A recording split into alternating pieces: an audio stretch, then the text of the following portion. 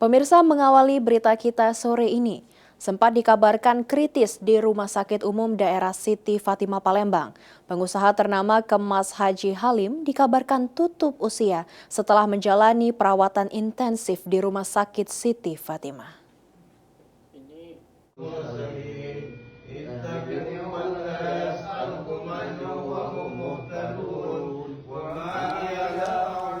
Pengusaha ternama di Kota Palembang, Kemas Haji Halim, dikabarkan sempat mengalami masa kritis pada saat menjalani perawatan intensif di Rumah Sakit Umum Daerah Siti Fatimah Palembang.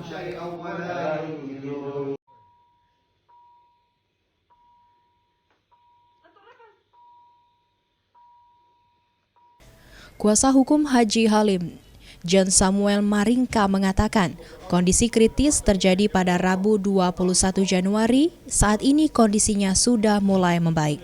Kendati demikian, Haji Halim masih menjalani perawatan di ruang ICU Rumah Sakit Siti Fatimah.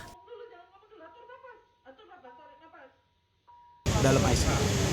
Katanya kritis Pak, katanya Pak? Iya, kita sudah lihat kemarin dan ini situasinya, kita berdoa, berikan doa yang terbaik, mudah-mudahan beliau bisa tetap bertahan. Ya, kita melihat kan selama ini juga beliau berada di dalam rumah sakit. Sejak awal penyidikannya, penyidik sebenarnya harusnya memahami bahwa dia berada dalam.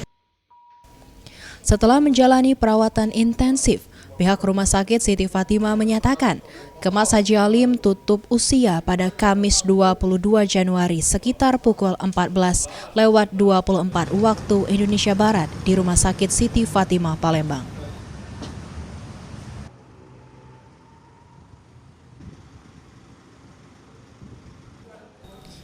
Diketahui sebelumnya, pengusaha ternama di Kota Palembang tersebut mengalami komplikasi penyakit dalam mulai dari gangguan pada jantung, paru-paru hingga gangguan fungsi liver.